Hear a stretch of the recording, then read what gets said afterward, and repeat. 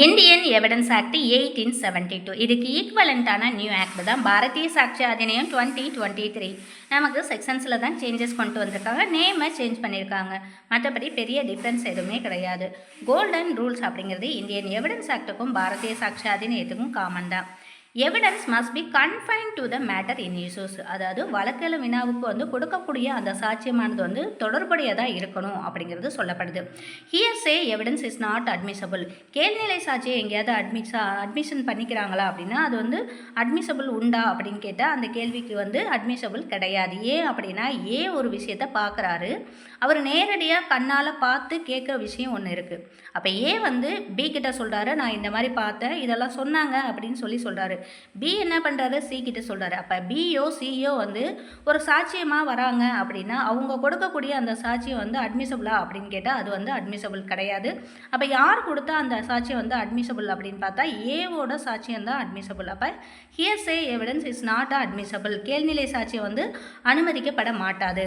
Best evidence must be given in all cases. எல்லா வழக்குகள்லையுமே சிறந்த சாட்சியம் வழங்கப்பட வேண்டும். இதுதான் என்ன அப்படின்னா golden rules. Part 1 chapter 1 preliminary section 1ல் என்ன சொல்லியிருக்காங்க, short title applications and commencement, குறுந்தலைப்பு அளாவுகை தொடக்கம். சப்செக்ஷன் 1ல் திஸ் ஆக்ட் கால்டு பாரதிய சாட்சிய அதிநியம் 2023. ஏன்னா நமக்கு இந்தியன் எவிடன்ஸ் ஆக்டை ரிஃபீல் பண்ணியாச்சு, அதுக்கு பதிலாக தான் அதோட நேமை மாற்றி பாரதிய சாட்சிய அதிநியம் சொல்லிட்டு வந்திருக்காங்க.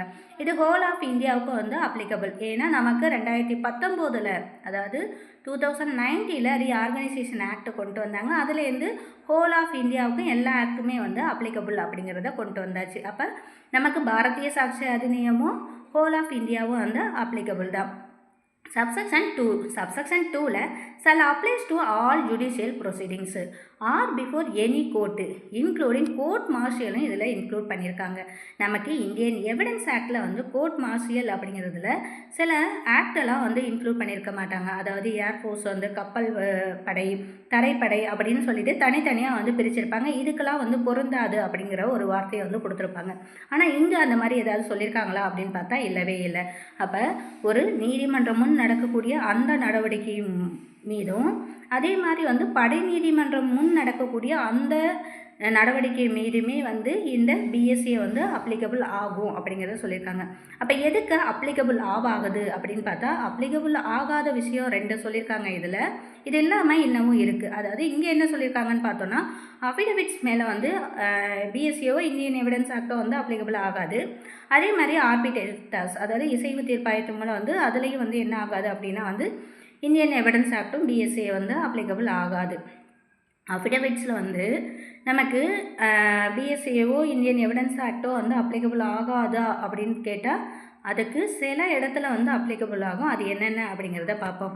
அதே மாதிரி இங்கே கொடுத்துருக்க அஃபிடவிட்ஸும் அதே ஆர்பிட்ரேட்டர்ஸ் மட்டும்தான் இது அப்ளிகபிள் ஆகாதா அப்படின்னு பார்த்தா இல்லை. நமக்கு எதுக்கெல்லாம் அப்ளிகபிள் ஆகாது அப்படின்னு பார்த்தோன்னா டிபார்ட்மெண்டலி ப்ரொசீடிங்ஸ் ஒரு டிபார்ட்மெண்ட்ஸில் எடுக்கக்கூடிய அந்த ப்ரொசீடிங் மேலேயும் இன்கம் டேக்ஸ் அத்தாரிட்டி மேலேயோ அதே மாதிரி டொமஸ்டிக் ப்ரொசீடிங்லேயும் டிசிப்ளினரி கமிட்டி நடத்தக்கூடிய அந்த என்கொயரிலையும் நமக்கு பிஎஸ்சியோ இந்தியன் எவிடன்ஸ் ஆக்டை அப்ளிகபிள் ஆகாது.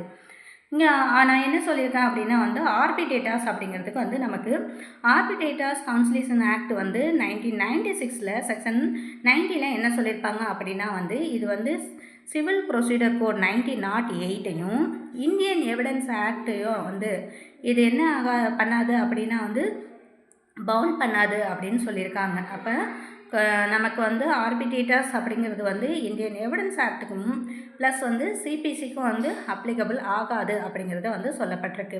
அஃபிடவிட்ஸ் நம்ம பார்த்தோம். அஃபிடவிட்ஸ் ஆணை உறுதி ஆவணம் ஒரு இடத்துல ஒரு எவிடன்ஸாக சாட்சியமாக கொண்டு வர முடியுமா அப்படின்னா கொண்டு வர முடியும்.